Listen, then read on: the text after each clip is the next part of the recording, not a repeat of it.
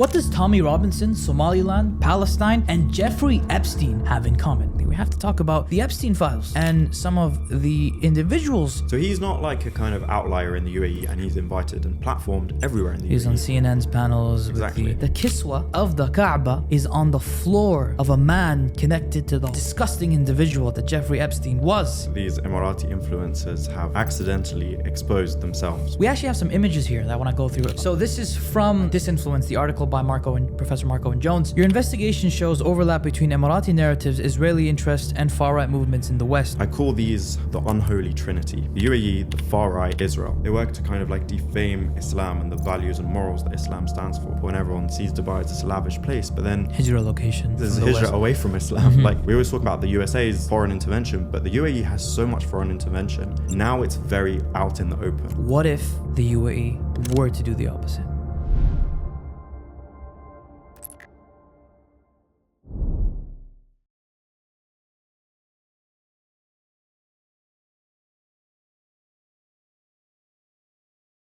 What does Tommy Robinson, Somaliland, Palestine, and Jeffrey Epstein have in common? Today we're about to find out with our special guest, Mohammed Saleh, a journalist and reporter from a Palestinian background. Mohammed Saleh, assalamu alaikum wa rahmatullah, and welcome to the Thinking Youth podcast. Thank you very much for having me on again. We're absolutely fascinated to have you on because today we want to talk about the UAE, Israel, and the far right. Now, in order to do that, my friend, we've seen, or anyone who's been on Twitter in the last few months and weeks, with all of this talk about Somaliland, of the crisis in Sudan, of course, the continual crisis and genocide in Gaza, and many other regional issues, including Yemen and whatnot, you would see a surge of influencers, shall we call them, from the UAE, commentators, all of a sudden. It's like they're saying the same thing, different faces, same studios. It's a bit confusing to me and confusing to anyone watching or wanting to know what's happening in the Middle East. From your investigation as a journalist and a reporter, how organic is this sudden surge of Emirati influencers? What is the level of coordination here, and what is the end goal of all these people popping up? So I think there's a lot of things that these Emirati influencers have accidentally exposed themselves, which is the level of coordination and the efforts that the UAE goes to spread its propaganda and its kind of policies, both internal policies and foreign policies. And as with many things, you chase the money, you see where it kind of all links back to. And as you said, these are completely, so obviously coordinated efforts. And there's a few figures who kind of frequently pop up. The most prominent of which I think most people will know by now is a gentleman, or maybe not a gentleman, called Amjad Taha, okay? He's this guy who's kind of like positioned himself or claims that he's a Middle East expert and an analyst. And he's risen to prominence in the last couple of years, taking very strong lines and kind of leading or attempting to lead some narratives and pushing them online. A lot of these things happen on X, okay? And a lot of their content is mostly video content. X is not a video-first platform. Definitely. So there's a reason why they go to X. And of course, the ownership of X, or formerly Twitter, it's a massive factor there, but we'll get into that in a bit. The video-first platforms, Instagram and TikTok, actually kind of help expose how coordinated and unorganic these efforts are. If you are kind of like an organic content creator and a very naturally like analytical personality, and you have these strong opinions which are kind of like individual or unique to yourself, you gradually rise in prominence in an organic way, in a very like obvious organic way. Grow an audience, grow a following, write a few articles. And you get like organic engagement. Definitely. And there's a gradual build up. You don't suddenly just come out of nowhere and have 600,000 followers on Twitter, on Instagram or TikTok, okay? And you also have a bit more of a natural setup, unless you're somebody who works for a company, like clearly works for a company, not inadvertently works for a company like these guys do. You have like maybe a home setup or a studio, which looks that you're doing these things out of your own free will and not state-sponsored, which these guys, I think it's being exposed that they clearly are. And as I said, it's very convenient that they expose themselves.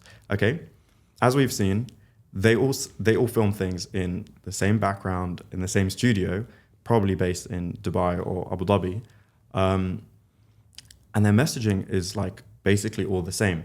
And their messaging is so consistent with the UAE's foreign policy and the agendas that the UAE pushes out. And let's kind of like set this context for the audience. A lot of people know the UAE or Emirat for Dubai and its lavish lifestyle and luxury.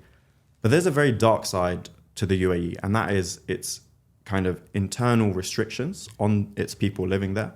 And we can talk about the kind of the exchange or the trade-off of freedom versus like safety and security in a country. And there's a lot of countries which kind of, you're not allowed to speak about the government or like criticize the government or the policies of the country, but it's a very safe place to live. There's you kind of trade off this freedom. High quality of life and exactly. Yeah. Great quality of life, a lot of like safety and safety. Like, yeah.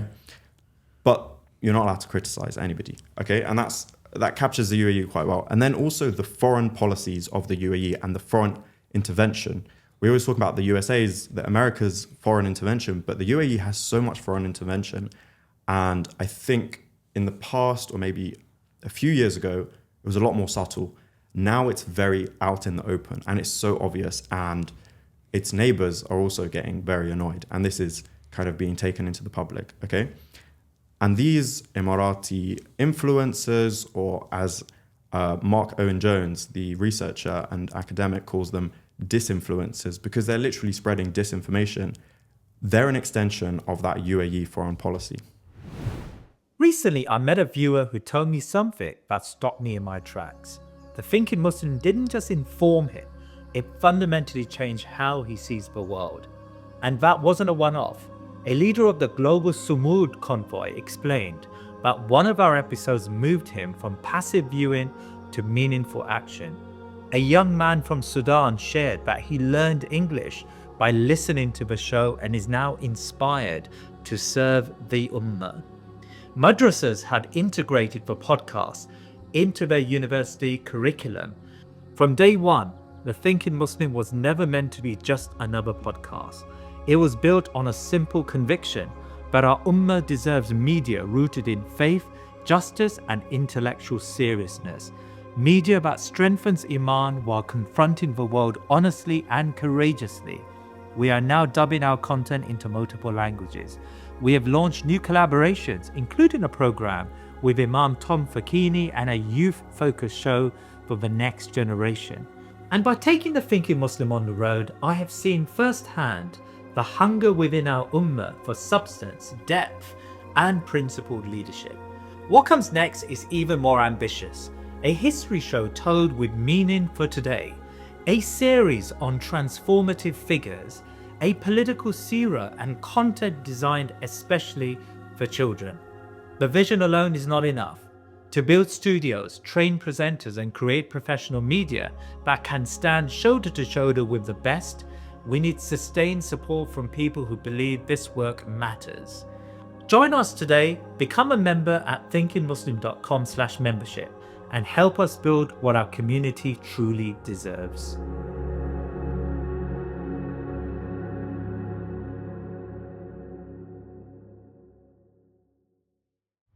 You mentioned these state-sponsored like circle of disinfluencers that seem to have these coordinated responses, same studio type of thing. We actually have some images here that I want to go through. If Asia, you could please be kind enough to show us on the screen. Yeah, right here. So this is from Disinfluence, the article by Professor Mark Owen Jones. If you could just speak to this, like this seems to be crazy. I mean, we have this. Look at that.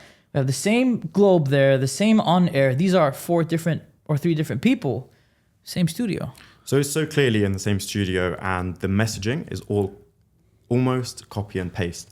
And it's also very like an unorganic style. Like they speak in a very robotic way, in a very non-social media friendly way. ChatGPT. Literally ChatGPT and like way. Such Seems like scripted, like almost from the Interior Ministry or the Foreign Ministry in the UAE. Allegedly. Okay? And we kind of have seen their coordination, and they all kind of lead back to one almost figurehead online, which is this guy, Amjad Taha. Amjad Taha has been around a bit longer than these guys. These guys are all quite new to the scene, and You can tell that they're new to the scene. They have very low following counts online on each of the platforms. And they seem quite amateurish, to be honest with you. Yeah. But Amjad Taha has been around in the kind of like the media influence scene for quite some time. For those of you who don't know Amjad Taha, I'll see if you could pull up to the next screen. We actually have a picture of him and So wow. This guy Amjad Taha, quite a ferocious guy, to be honest. Like, there's a lot of things to speak about him. If you search his name up in Arabic, his old Arabic interviews come up. This guy was kind of like very outspoken, especially at the time of the Qatar blockade, when Qatar's neighbors kind of cut it off and cut diplomatic ties over some things that Qatar was kind of hosting and like spreading as part of its own policies. Okay. And he came on the scene as a very, very outspoken Qatar critic. Okay. At the time, he was part of this organization. I think it was called the Middle East Center or the Arab Center of Middle Eastern Studies or something like that. I think he was based in Bahrain at the time. Of course, now he positions himself and claims he is Emirati. But he's not. He is originally from an area in Iran called the Ahwaz. Ahwaz, yep. And before that, before kind of like being based in the Middle East, he's actually from Birmingham.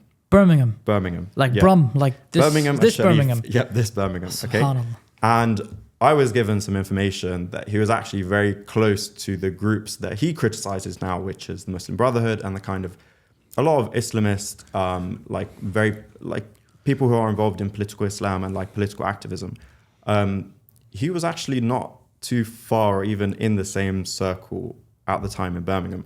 Whether he was authentically part of them or kind of like part of them in like an intelligence way, gathering intelligence. But if you actually go through a lot of his posts, he does something which is very odd. He will list Birmingham at the top of any list when he talks about the UK. And if anybody's not that familiar with the UK, they don't think of Birmingham. It's London, maybe Manchester, Liverpool, and then you kind of go to the other places in the UK. It takes somebody who's very familiar with the scene to... It's not even a football city. Exactly. It's such a random place to reference. Yeah. And Arastri Kazis, and that's it. Like, you know, like that. When you think of Birmingham, you might think of like, I don't know. Like, so because I'm from the UK, Birmingham is known for like the RS3 boys. Like, it's quite a Muslim city. Like, it's got a lot of Muslims in it. It's not prominent. Like, most people who have visited the UK will it's not on your top list. Like, you know, the London Bridge, you know. Manchester's a prominent city. But he's got something against Birmingham because he's from there. That's his kind of like background. Okay. It's close to home. Yeah, very close to home. And actually there's a lot of personal things with him and people in Birmingham. But don't need to get into that. Yeah. So that's his background. And you can't really like claim to be Emirati when you're actually from Birmingham. And then at one point you were a Bahraini citizen or you were speaking on behalf of Bahrain. And then now you are, and he explicitly says in almost every interview that he does, as an Emirati, we Emiratis, we as the UAE, okay? And then he calls it, you know, the country of peace, Balad al-Salam, and all of these things. And we can get into how much of a big pro-Israel guy, by the way. Yeah, massive big pro-Israel Zionist guy. And that's because that's part of the UAE's foreign policy. UAE has relationships with Israel, very close ties with Israel.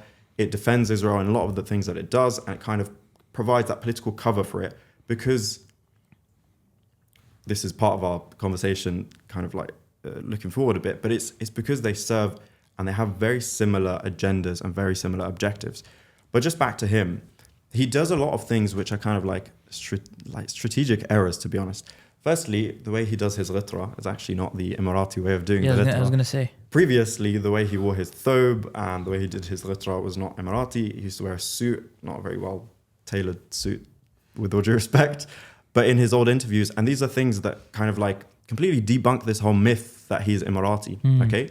So if you look at the graph of the kind of the sphere of disinfluence and the online record of these disinfluencers, and then you can see in the corner, Tommy Robinson is also part of this. Yeah, so this map just it charts out prominent names of you see Sajwani, you see Thomas Robinson. You if you've been on Twitter, you've Formula seen Roda. Yes, you've seen these names around. If this is, and it all look who it all ties back to. To link back to him. I think the UAE found him, or he kind of approached the UAE, and they saw that they have very similar agendas obviously one of the biggest agendas that he pushes is this whole hatred and like villainizing the Muslim Brotherhood. Muslim Brotherhood is a political like Islam that's been around for some time. It was based in Egypt and then it kind of spread across the world. It's quite influential, and the UAE sees it as a massive threat to its kind of like regional influence and its internal rule as well. And he seems to hate the Muslim Brotherhood. And now back to Birmingham. Birmingham has quite a few people who are actually part of the Muslim Brotherhood, and it's like it was a bit of a hub from the Muslim Brotherhood.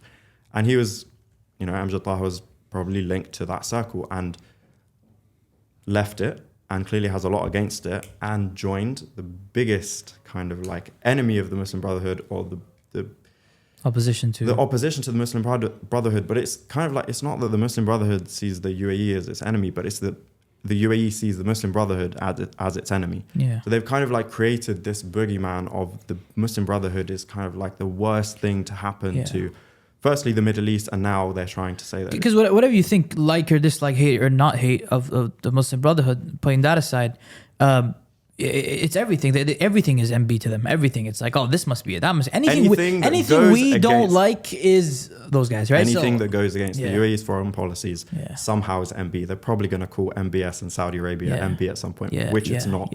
Okay, and they of course accused Qatar of being very MB and close to the MB when they did the blockade on Qatar.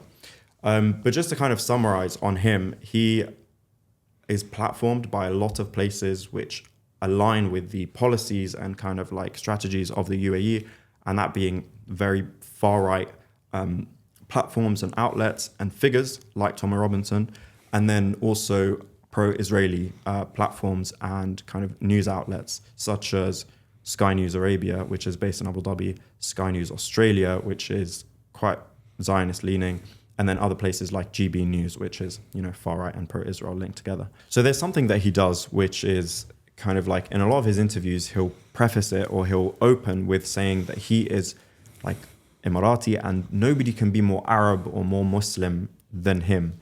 But this is not something that like Muslims and Arabs say. And obviously we can put the fact that he's technically Persian to the side for now. But putting that at the start kind of is part of the strategy of positioning himself as the main authority or spokesperson for Muslims and Arabs. And that means that kind of the audience or the platform that he's speaking on, it kind of like invites people to listen to him as the spokesperson for Arabs and Muslims, okay? But also saying that is not something that Muslims and Arabs say. We don't walk around saying, I'm the most Muslim, you're not more Muslim. Astaghfirullah, like that's not something that we say. And it's also not from like the akhlaq or adab or like the kind of the good character that Muslims really should have. It's very narcissistic and prideful. Exactly. And then when you go into the narcissism and you go back to some of his older interviews, now he has a very calm tone, and he does that very kind of like intentionally to position himself as this kind of moderate Muslim and moderate Arab, to kind of like undermine others and say that they're radical and barbaric, etc. But if you look at his old interviews, he was on the attack. He was very, very rude and actually like disrespectful to a lot of guests. And at the time, it was the Qatar blockade and also the Abraham Accords were being signed. And the disrespect that he used to show, especially to older people, and this something in the Arab world is like, you can't. Red line. No go, exactly. It's a red line to disrespect an elder. Like that's something in so many cultures, not unique to Arabs or Muslims, okay, of course. And the disrespect that he used to show to some of these people, he would insult them, insult their families. And that is the background that we're working on and that, like, kind of coming from here. And he's now trying to position himself as the spokesperson for Arabs and, this kind of moderate and very tolerable and acceptable Arab. And that's such a paradox, like it makes no sense. And he's full of kind of like paradoxes and contradictions. It's just a very bizarre character. So these bizarre set of characters that seem to just come out of nowhere, been manufactured to just prop up, right? What does this tell us about the coordinated online activity about the UAE's foreign policy and domestic policy? Is this something new for the UAE? Why are they and what are they trying to actively actually shape in terms of messaging for themselves and then the regional neighbors and countries? Absolutely not new to the UAE. This is something that they've been doing for a long time, but I think back in the past, it was just a lot more subtle and a lot more covert. And like I was actually joking with a friend the other day, like I miss the days when the UAE's foreign intervention was a lot more subtle, and you had to dig a little bit deeper to find out that they were the ones that kind of helped overthrow some regimes and undermine some like movements in the Middle East. And now it's just all completely blatant. And they do this to kind of like spread their influence and fulfill their aims and objectives in the region, which is to have no other prominent kind of like models of thinking or like movements that are influential. And of course, one of the most influential that was like prominent in the Middle East was the Muslim Brotherhood. Now it's a lot more like inactive, and it has actually been thrown out in a lot of countries, that being Egypt and Tunisia, and where else were they prominent? I guess in Turkey they had a bit of a presence as well. And that was leveled down quite significantly the last few years. Exactly. As Turkish Emirati relations. Because there's a lot of pressure on them as well. And these guys are the really obvious, like kind of front-facing side of the UAE's foreign policy at the moment. And you see it in a lot of the UAE's main projects. And I think the best and most clear example is Sudan, and how the UAE, of course, a lot of us know by now, is the UAE funds and provides weapons to the RSF, and the RSF being one of the two fighting groups, but it's the much more barbaric and much more kind of violent and deadly one. The Sudanese armed forces have also committed a lot of crimes, and actually they're not innocent. And then we can go into kind of like a different side of it, which is the UAE actually maintains relationships with both, so that if one kind of like loses, they don't lose their foothold or their kind of like hold in that country. And the UAE gets a lot out of Sudan, the resources, the natural resources, especially the gold. And Dubai's gold markets are full of gold, and the UAE has no natural gold itself. Okay, so what they do in Sudan and the kind of messaging that these guys spread is to completely launder and wash the crimes of the RSF, and they kind of put all of the blame on the Sudanese armed forces, when the crimes committed by the RSF are far more documented and far worse, and just far greater in quantity and scale as well. The on-the-ground reporting and investigations and testimonies from people in Sudan saying the horrible things that the RSF have done, the mass rapes, truly horrible stuff. And this is the group that the UAE is funding and backing and has very close ties with.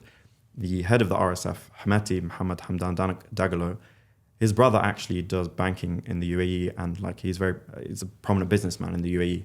And before the war in April 2023, that sparked in Sudan, MBZ and Hameti, they had regular meetings. And I think it was kind of like a prelude to the war that broke out. Yeah. And then suddenly the RSF are fully armed, fully equipped, and fair enough, they get a bit of fun, like money, and they have a bit of resources, and that's partially from the gold that they sell, but who is the main supplier of these funds and the weapons, and who is fueling this? It is the UAE, and the UAE, of course, has almost unlimited funds. And then you can go and see their intervention in other countries.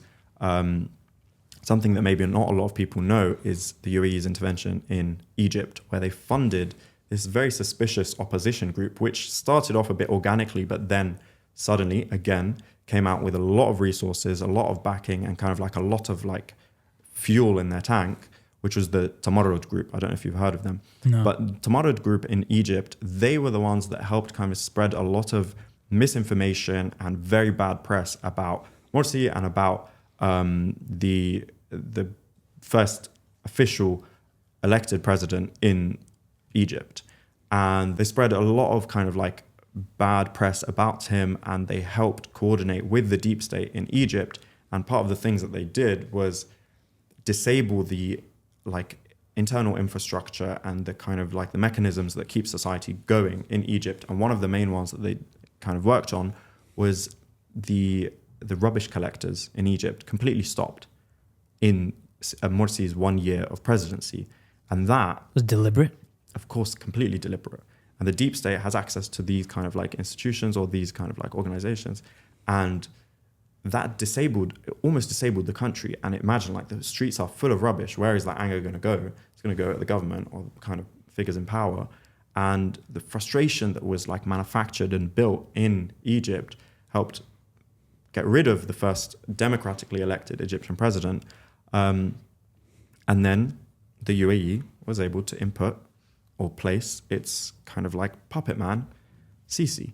And he's like kind of turned Egypt into this like almost beggar state where it's just like on its knees and like relies on funding, and it's like completely in debt to the IMF and to UAE as well. And if you look at some of the new projects being built in Egypt, they're like almost entirely owned by the UAE. It's like this is not independence completely. It's complete dependence on foreign governments.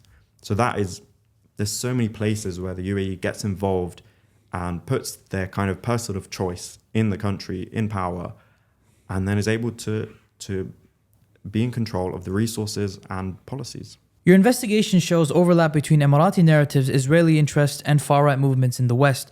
What drives this relationship and why?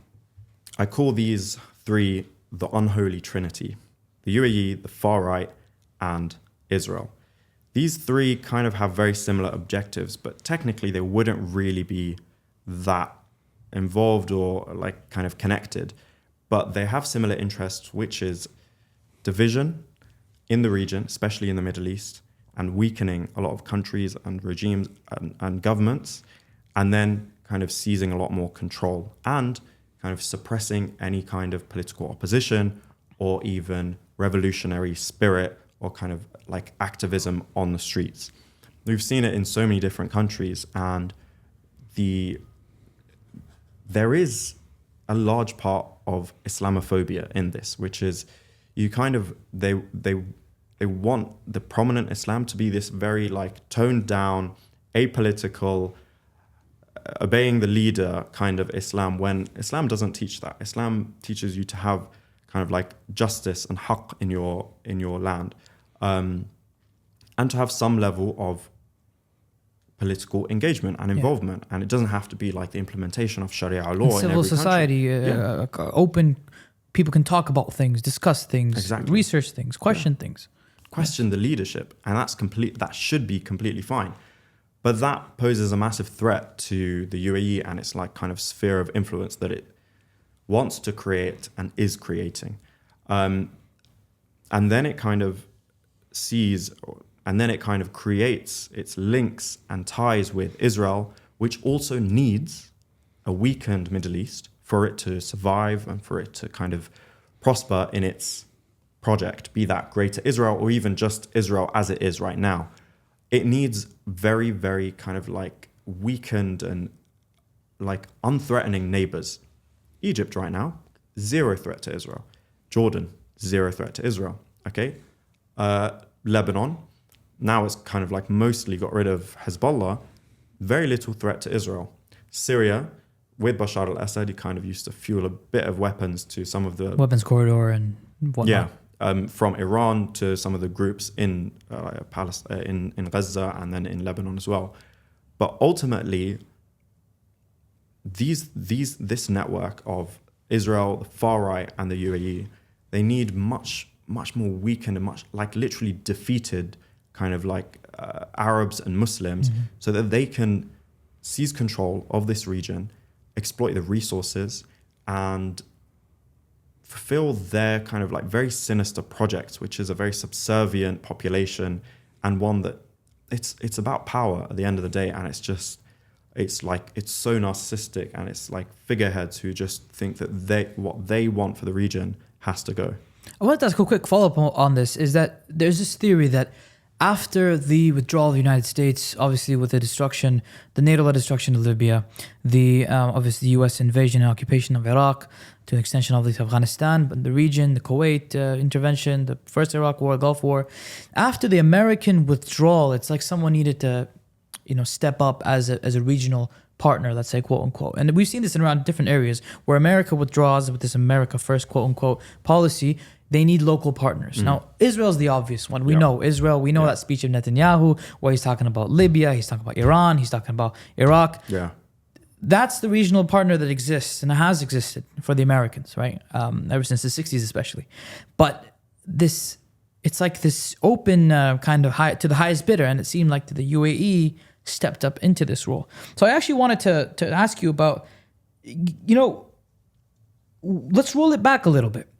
To many people, this is still a shock, by the way. This is still something that is like, what? The Sheikh Zayed's country? The Emirat? UAE? Dubai? Abu Dhabi? They have the Ministry of Happiness, bro. There's a lot of advancement here. There's a lot of stuff. And we'll get to a bit of that later, but I just want to quickly touch on, what about, you mentioned Egypt, and it's very fascinating, and you mentioned, obviously, Lebanon and Syria, but what's the Emirati relationship with other regional countries, and how are the relationship between those Muslim countries been?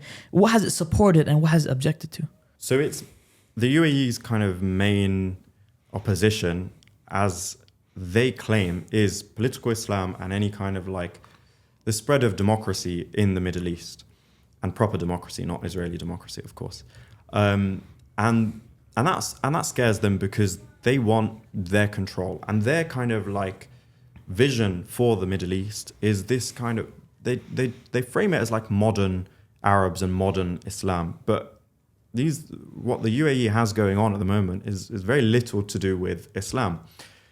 Dubai, of course, is the most prominent example, and everyone sees Dubai as this lavish place. But then Hijrah location, they say, like Muslims to migrate. This to is from the hijrah West. away from Islam. Like, I've been to Dubai, and I honestly saw kind of like less Islam there than I've seen in so many other countries that I've been to, be it in the UK, be it in a few other European countries, and then other Arab countries. I was like, this is not Islam, let alone modern Islam. There is maybe some modern adaptations which kind of help you integrate into this modern world, which is very kind of challenging.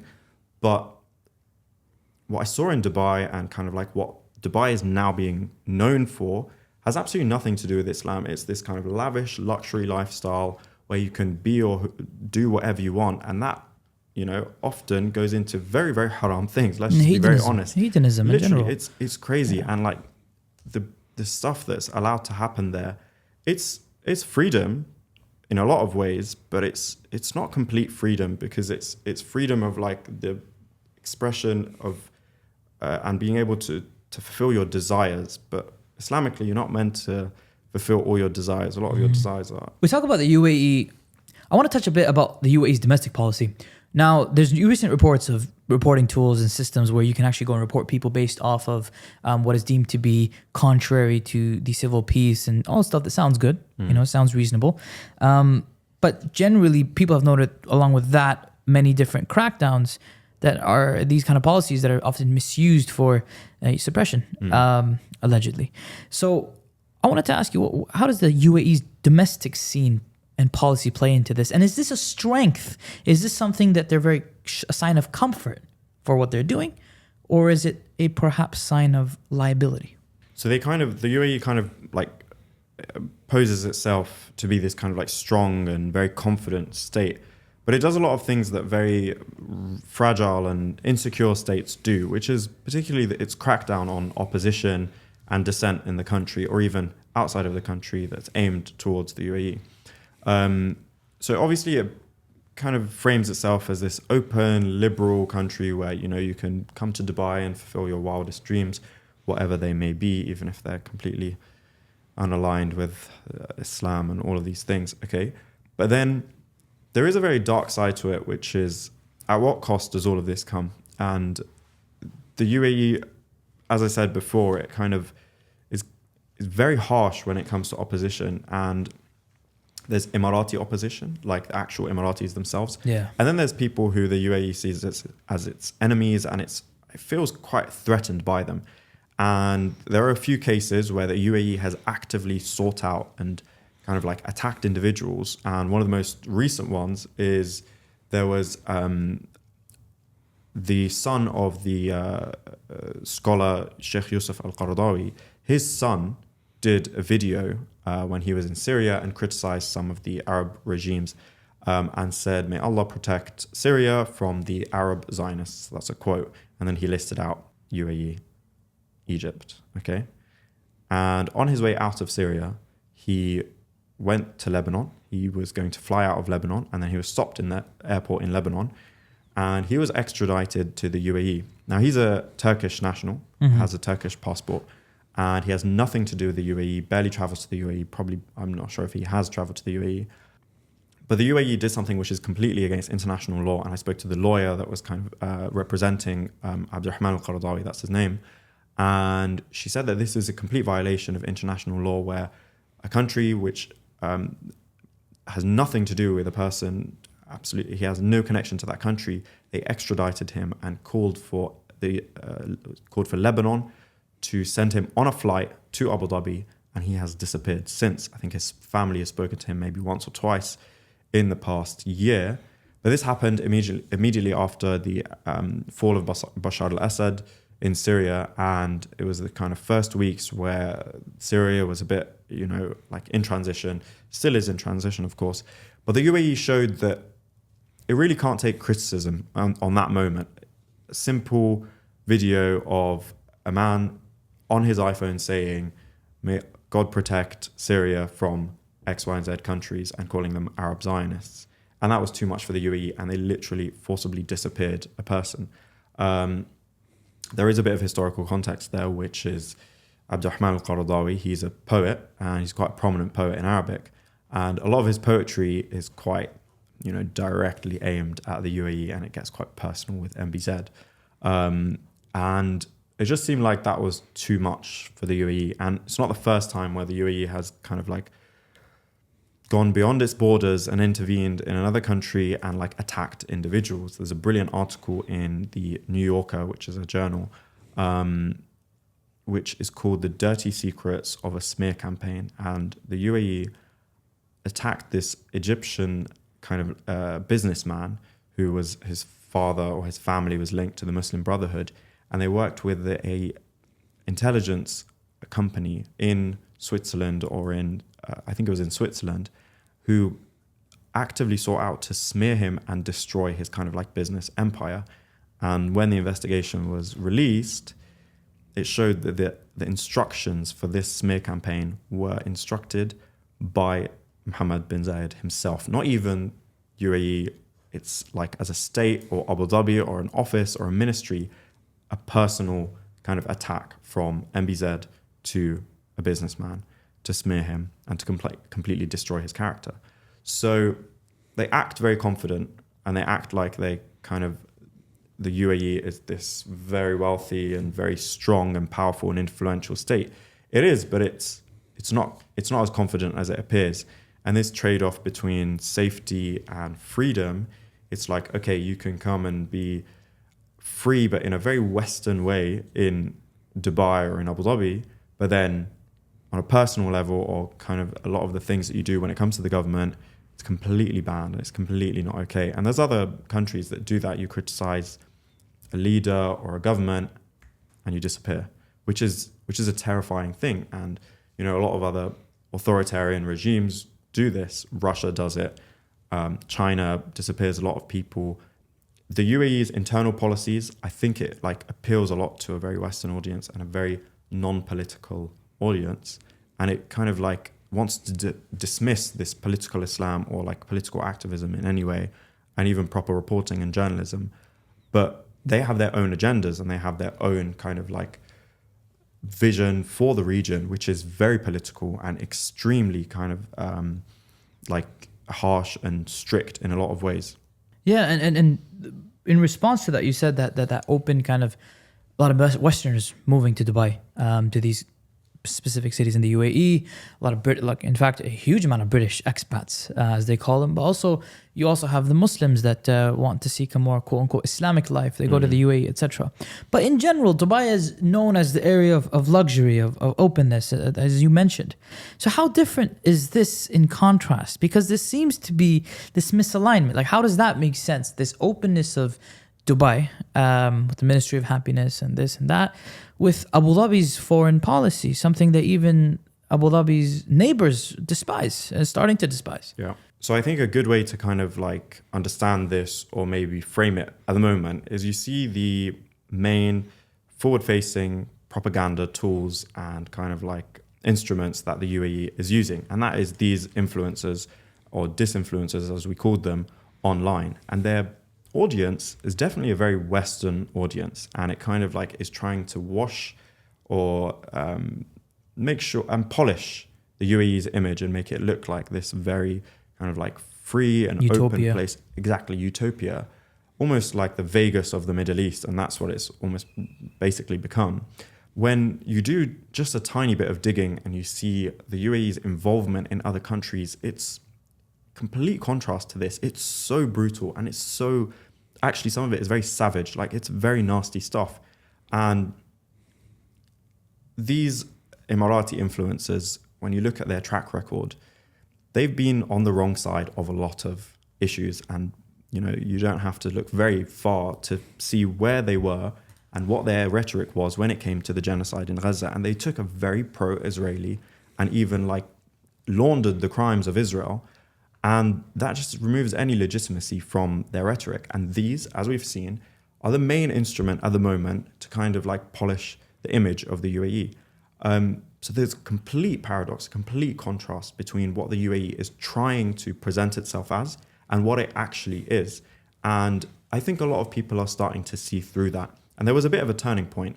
I thought the turning point would be the war in Sudan, because a lot of us knew that the RSF were backed by the UAE. But it took almost 2 years or over 2 years when there was a massive, a horrible moment in October 2025, very, very recent, which was the massacres in the city of Al-Fashir in Sudan. And everyone saw this and was horrified by it and immediately started asking the questions, who is funding these guys? Where is this coming from? And the trail was very quickly linked back to the UAE and back to Abu Dhabi itself and the policies of Abu Dhabi. And then even Marco Rubio, he highlighted that we know who's behind this. We know who's behind and it, but we're he going didn't to speak mention to them. but he didn't mention them by name. Mm-hmm. And then you started to see this like rift growing and increasing in the region, which was the other countries are genuinely getting frustrated at this horrible policy that the UAE is carrying out in Sudan. And I think some of the most frustrated were Saudi Arabia, who obviously used to kind of have a lot of allyship with the UAE, and Egypt as well is very frustrated. Egypt and Sudan are neighbors, same way that Saudi Arabia and Yemen are neighbors. Mm-hmm. And when the UAE completely overstepped its line in Yemen with the group that it was backing, the Southern Transitional Council, Saudi Arabia struck that group and basically said to the UAE, get the hell out. This is too much.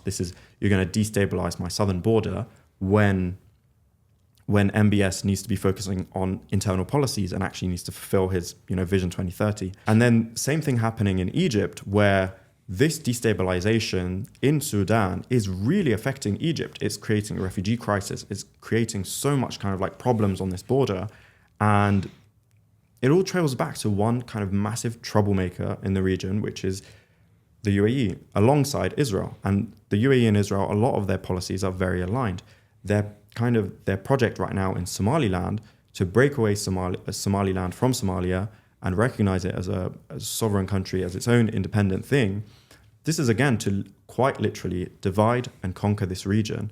And it's just crazy when you really see what they try to kind of frame the UAE as, with the lavishness of Dubai, with this kind of like, come to Dubai, have your holidays in Dubai, when a lot of the money that is linked to Dubai and the gold the gold markets there is linked to literal massacres and like human rights abuses. Yeah, no, definitely. And that, like, I love to speak about that a bit more, about the UAE's relationship with the neighbors in the region. Now, there's a lot of talk these days in the Muslim world of a shift of we're talking about, from this idea of a new world order to how the Muslim world is going to respond. And despite many issues and problems, there seems to be this resurgence. And you see prominent people like the father of the Emir of Qatar talk about it. You see Egyptian officials talk about it. You see Saudi officials. You see Pakistani officials. Like, there's this chatter all around. Hakan Fidan, foreign minister of Turkey, mentioned the Islamic world needs to, wake up after it's woken up after 100 years. Now, so one common theme we do see is it's as if some of these states are tired of the UAE's actions. I mean, from Ankara to Doha to Riyadh to Islamabad, Tehran, Cairo. Even Cairo, like as you mentioned, there seems to be this tiredness to the UAE and all of this mess. How do you see this relationship develop with these neighbors? Because I think a lot of them have said, especially in the talks of a Muslim NATO and Muslim unity and whatever, maybe for their own interests, but one thing is clear. There needs to be something different with Abu Dhabi's foreign policy. And I think, as you said, so many countries are completely sick and tired of the UAE's kind of like disruption and chaos that it's sowing in the region. And it's like, it's all for what? For more kind of control of the region and for MBZ to fulfill his kind of like hegemonic rule and complete control of all of the countries to make them subordinate to him and to Abu Dhabi. I don't think that's in the interest of a lot of countries. And I think what's becoming clearer is a lot of countries literally just want independence and sovereignty and stability. You know, after 2 years of genocide, after 3 years of war in Sudan, after so many like interventionist policies in the Middle East, in the Arab world, in the Muslim world, a lot of these countries are seeing this moment as a breaking point. Where you really would have thought it would happen and hoped it would have happened when there was a genocide in Gaza and everybody kind of like could have come and united and be like, no, stop this killing of the people in Gaza, our Muslim brothers, our Arab brothers. But it didn't, you know, it didn't happen. Nobody moved any tanks, nobody moved any military, and everybody was just sat there condemning. But then it is unfortunate how selfish it is that when it comes to their borders, when it comes to their own kind of sovereignty, interests, they're like, okay, now we got to make a move. It is positive, but it kind of has a very dark edge to it, which is, you know, where was this when a lot of others were being killed and being, you know, it's not that anybody like this was happening in secret. It was happening live on our screens. And so I see it as a very kind of like almost a mirror of what's happening in the US and in Europe. Donald Trump is sowing so much chaos with all of the tariff wars and so much kind of like really, really rash and brazen interventions like what he's done in Venezuela, like what he's threatening to do in Greenland. And Europe and Canada are seeing this as a moment to kind of like, okay, we need to stop being so reliant on the US and have a bit of our own independent thing going. And be strong enough as an alliance to not be threatened by America and its tariffs, okay? And that's why you see Keir Starmer going over to China and, you know, mending relationships and making trade agreements there. And what's happening in the Middle East, I think, is quite similar. Saudi Arabia, Qatar, Turkey, Pakistan are seeing this as a very important moment to come together and create a very strong alliance and quite a resilient one. I think the militaries of those countries altogether, Pakistan being a nuclear power, is a good enough force to respond, not necessarily militarily respond, but at least put up a bit of a barrier. Leverage, of course, to the UAE, to Israel, to the US, and be like, okay, we need a bit more stabilization in the region. Stop all of these kind of like crazy interventions, stop the killing in a lot of these countries, and let's restore actual peace rather than Donald Trump's peace board, which unfortunately some of the countries that I mentioned are part of. Ironically, because it's Donald Trump that's sowing a lot of the chaos, and Israel, I can't remember if they were part of the Board of Peace or not. But this is a moment, but it's just crazy that it took the fight to come to their borders for them to have to move and make these alliances. And we've seen alliances come together for much more sinister things, like what we saw with the Qatar blockade, where the UAE, Bahrain and Egypt were completely, apparently they claim, sick and tired of Qatar's kind of like policies and the people that it hosted and Al Jazeera. And we now know that was spearheaded by the UAE. Exactly, it was spearheaded by the UAE and it completely cut it off, which is crazy, which is, again, something that's so anti the kind of like Arab alliances that should exist and the Islamic alliances that should exist, all for selfish policies. And what they saw as a threat to their kind of like hegemonic rule and their vision for the region. We're seeing a much better shift. And I think it is an important moment. And I think the UAE's kind of luck has run out, or maybe it genuinely just got too confident and acted too like brazenly, and everybody's had enough of that. Mohammed, you talk about this disdain from the regional neighbors to the UAE's foreign policy. And at the same time, one could push back and say, why does that matter? I mean, the UAE's political strength and genius is actually, I mean, it's quite the feat. I mean, if you look at on this map, all of these ports. You look at the Red Sea port, the UAE is involved right here in the Red Sea. You look in Sudan, Port Sudan, the UAE's obvious involvement. Yep. In Somaliland, the UAE's involvement. In Chabahar port in Iran, the UAE's involvement. Gwadar port in Pakistan and the UAE's stoppage of the development of the port and now the investment in that said port. Then the Persian Gulf in general. If you look at all the key choke points within the Middle East and North Africa, and then in Africa itself, the UAE seems to establish this political genius. This strategic, like this. We haven't seen strategy like this in years. How do you respond to this? From Algeria to Libya to Cyprus to everything this folding out. What effect does this have? So definitely, I've never said, I don't think many people could even say that MBZ and his strategy is dumb or is basic. It's a very sophisticated, very quite genius strategy, but it's like there's almost like evil genius behind it. And it's like, if you look at all of the ports, what are a lot of the ports being used for? A lot of it is trade, of course, and it makes sense to have this network. But then if it was kind of like used or utilized in a way to make alliances and kind of like bring these countries together and make like transnational trade agreements in the Arab world, in the Middle East, in the Islamic world, that could create a phenomenal alliance. But then I'm not saying all of the ports, but some of the ports, what are they being used for? Why did Saudi Arabia bomb the port city or attack the port city in Yemen? Because it was being used for weapons. Like Emirati weapons to destabilize Emirati Yemen. weapons being brought in to the STC group to destabilize Yemen and to kind of fulfill the UAE's project in Yemen. Yemen and the UAE are not bordering countries, but Saudi Arabia and Yemen are bordering countries. So it affects Saudi Arabia directly when the UAE is directly involved in Yemen, okay? And then in Somalia and Somaliland now, the UAE does have ports there, and the ports are built by, DP World, Dubai Port World, and we'll get into the leader, the CEO of Dubai Port World. But what are those ports being used for? Weapons transfer through Ethiopia and Eritrea and other countries in East Africa to fund and get weapons to the RSF in Sudan. So a lot of the ports are being used for very kind of sinister reasons when, ports are ports. They should be used for trade and for like international transfer of goods and stuff. It shouldn't be used for these sinister things. So it's kind of like the UAE has this network, but it's being used to kind of fulfill the aims and objectives of the UAE's foreign policy and its intervention in all of these, as you said, very strategic places, like such important places.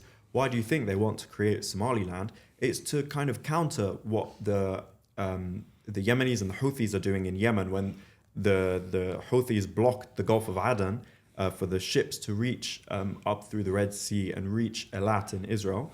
That was a massive kind of like disruption to the trade in the region. And that costed some countries so much for them to have to recalculate their route and go all the way around Africa and back to Israel. So these locations are so important and so critical that the UAE and its alliance with its kind of allies, Israel, and kind of far-right governments and countries, it's so important and so significant, and it kind of like strengthens their web of control and web of influence, and it helps the UAE have kind of like direct access to a lot of the sources of income in the region, which is the trade routes. So if you look at that image right there, you look at, it's not just, we talked about the Middle East and the ports that we know, the Red Sea port, Chabahar port, Somaliland, but you look at this whole map and the UAE, and we'll get to a DP World's investment in all of those key strategic ports within the entirety of the continent of Africa. And you see here, the UAE is very openly backing or supporting Somaliland. The Israelis have recently recognized Somaliland, and there's talks of a potential, according to the current Somali president, a potential military base for Israel in Somaliland for security, quote unquote. And you can see, as you said before, the General Hemedti from Sudan. So all of these things is just absolutely mind-blowing. And I think particularly Somaliland is another point where I think the UAE has been further exposed.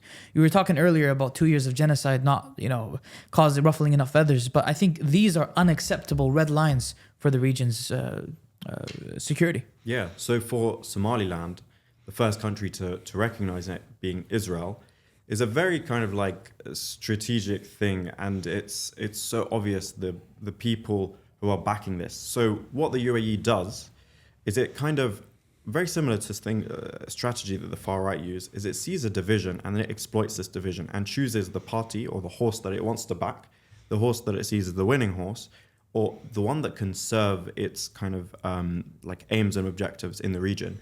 In the case of Somalia and Somaliland was definitely that. It was kind of like a weak, unrecognized state or kind of like break-off region. And the UAE saw this as an opportunity to get more of kind of like the objectives that it wants in the region fulfilled by helping get the recognition of Somaliland, building ports in Somaliland, doing a bit of development, exploiting this kind of like need for development. And then what kind of beginning to a sovereign state or a breakaway region is that for the first country to recognize you being the apartheid state of Israel, or the genocidal state of Israel? Like, this is ridiculous. Like, and it's not being taken seriously. And it's just it shows how kind of like not organic this is. This is not kind of like an organic autonomous region or breakaway state which is trying to actually kind of get independence or sovereignty. And then a very similar thing in Sudan, where the UAE exploits the divide, exploits this kind of like factionalism, and then backs one party. And then what it does again is it gets more control in the region, more bases to fulfill its projects and its aims and objectives in the region.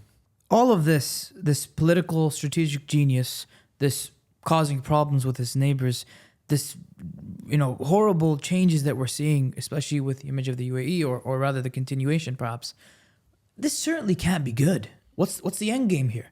This isn't the image of Sheikh Zayed rahimahullah. This isn't something that would make, I would believe, an Emirati citizen proud of the UAE. So, what do you explain to that? Like, I just want you to comment on that. It's seemingly very opposite of what the UAE could be or should be. And is there any room or within the UAE something that says, you know what, hey, this is too much? So definitely, I think there is kind of like underlying frustrations that the UAE is starting to become sidelined, and you see them kind of like scrambling to brand the UAE as this kind of like peace-building country in the region and wash the crimes that the UAE is involved in. And I think Emirati citizens will eventually be feeling the effect of that. Similar to kind of like Emirat and Saudi Arabia, people usually put them in a bit of a similar pool or like partners. And Saudi Arabians have shown their frustration to the UAE's foreign policy and its kind of like involvement in the region. And that will affect the Emiratis. And you see the propagandists or the disinfluencers, as we called them, scrambling to kind of like polish the image of the UAE again. And then we see the kind of strategies of MBZ and the kind of the ruling elite in Abu Dhabi, and it's like an exploitation of power, and it's not something that the previous like figureheads and leaders in the Gulf countries, particularly the ones who kind of like have a lot of wealth in the country, especially from the oil money, of course, it's like an exploitation of the power, and it's for them to kind of become the regional hegemon, and then everyone's fighting for that. But then it's like, what are the means that they're using to gain that power and to grow that power and to cement it? And MBZ has kind of demonstrated this in a way that alienates the rest of the region, and that's not a sustainable way. And that eventually is going to alienate his neighbors, and he may find himself being isolated. As we saw, he went to India to form an alliance and a strategic defense deal when Saudi Arabia bombed the STC group in Yemen.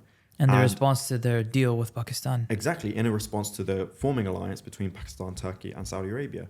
So the UAE its strategy, it thought that it can cement this power and grow this kind of like network of influence, but it's actually isolating it more than it is. It may kind of have like tactical victories, but I think in the long run, I think it may find itself isolated. And then if it doesn't find itself isolated, then its allies are not the kind of like Saudis and Qataris, and I'm talking people, are frustrated with the UAE. Exactly. They online, and you've seen actually. By the way, there was these like campaigns where, Emirati influencers are insulting Saudi women, are insulting Saudi customs, Saudi culture, and it's an attack on it's on the people.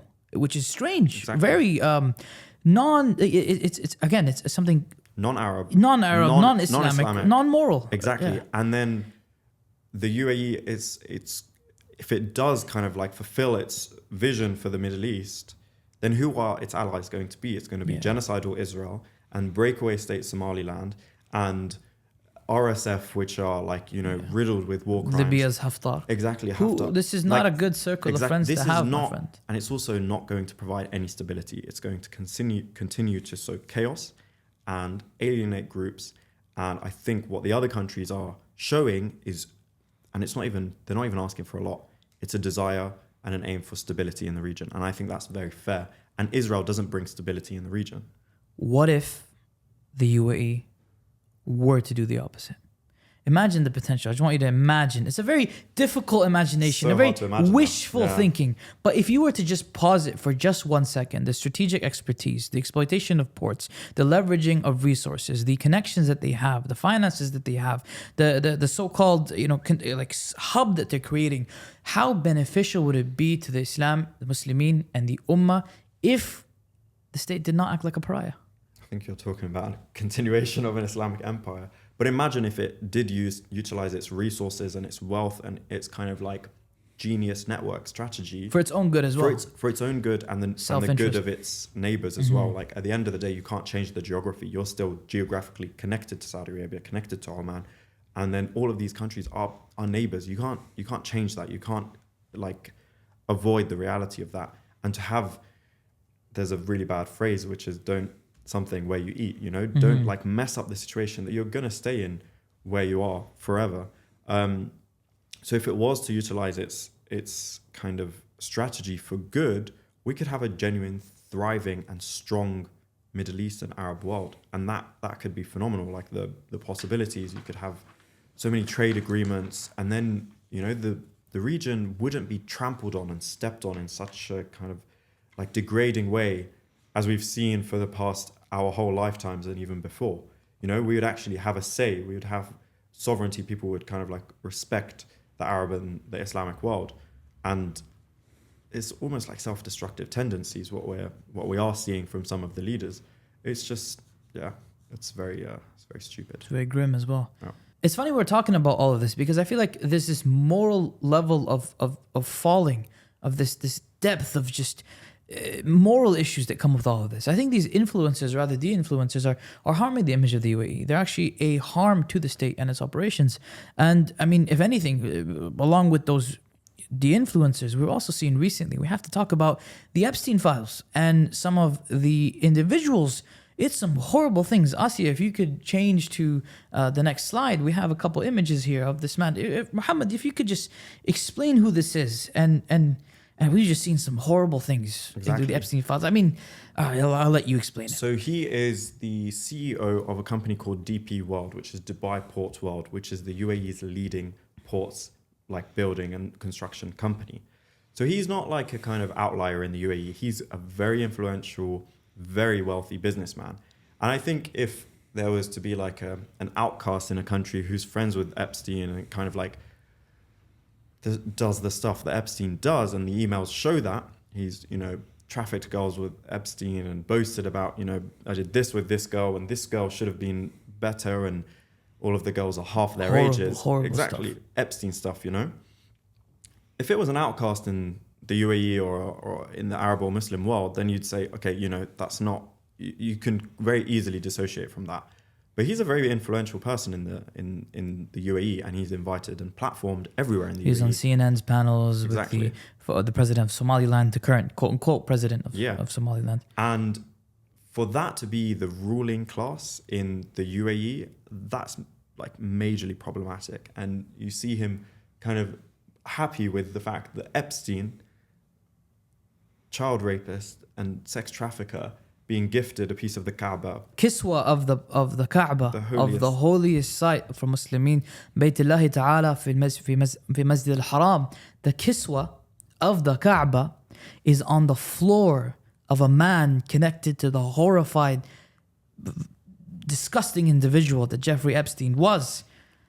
It's just, And the problem is that this is not like a one-off case for some of the ruling elite in some of these countries, like other Emirati, and as we see, the influencers and other Emirati figures are very happy to platform and invite far-right figures like Nigel Farage, like Tommy Robinson into their countries, people who notoriously work against Islam and try to kind of like ruin the image of Islam in the West, in the Arab world. And then you have this guy who, you know, they literally said that they're very close friends and they were friends for so many years. This is not, you know, this is not alien to the UAE. This is somebody who kind of represents the UAE's ruling class. And it's very on brand. They create these networks and they kind of work to grow their influence and fulfill their strategic objectives and grow their like empires in the region. And what's the foundations of that? These literal like disgusting things that they do. Yeah, and Asi, if you could go on to the next slide. We just want to quickly tie in. This all ties back. Again, you see here, he's again with Epstein here, top 100 Arabs of 2024, according to Gulf Business. He's there with, the people from PayPal. So he's very well connected. This is a prominent individual. And look, he's with Jeffrey Epstein. Jeffrey Epstein. And it links all back to, if you could please go to the next few slides, back to the Nigel Farages, back to the Tommy Robinsons, back to the Amjad Tahas. And if you were to go to the last slide, you see here Tommy Robinson of Luton, writing this, the guy who couldn't string a few words together if he had to. This huge essay about this analysis of the Yemen and the STC and the UAE and the very pro-UAE voice. To leave off to finish our podcast, I want you to link it all back with your investigation of how the UAE, Israel, and the far right are so well connected. So the alliance between the UAE, Israel, and the far right works to destabilize the Middle East, to literally, as we've seen before in many empires, to divide and conquer, to weaken the populations, to like reduce the level of sovereignty and independence that a lot of these countries have. They work to kind of like defame Islam and the values and morals that Islam stands for. And as we've seen with this network, they do it in such a shameless way. They're so confident in these things that they do. And it shows the kind of like the sinister nature of this network. And they exploit a lot of the vulnerabilities in the region. And it's essentially to fulfill all of their kind of like visions of how they can exploit the Middle East and make the Middle East very subservient to the kind of ruling class. And I think a lot of the people around the world are waking up to this. And it's just, you see the track record of these individuals, the UAE's track record in the Middle East, the far right and how they hate Islam and kind of like ally with the ruling 1% and exploit this. And reform. And reform and all of these kind of like quite horrid organizations which sideline the normal person, the masses of the population, and make as much money as possible. And then Israel as well, which don't need to explain much about Israel. It's the genocidal apartheid state, which is kind of like the biggest cause of chaos in the region. And the track records of these three, for them to come together and kind of tell the populations of the Arab, Muslim, Middle Eastern world what's best for them, is so clearly like inaccurate and so like easy to debunk. And they kind of give away their own alliances and their own objectives. And it's all to kind of create this subservient population that doesn't kind of like rise up and demand any freedom and sovereignty for itself. So there's a lot of counter-revolutionary tactics, and it's nothing new. They find groups that will fulfill their strategic objectives, and they fund them, they give them everything. I don't think money is a problem for this unholy trinity, as I call them. So they're able to do a lot of these things, and they have a huge presence in the media sphere, and they have a lot of influence. And I think there is a few ways of countering this. And I think one of the main ways is for people to be educated on this, to read up about history, to read up about the not so distant histories of these kind of like three parties or countries, and then to see what we can do to counter this in a well-informed and coordinated way.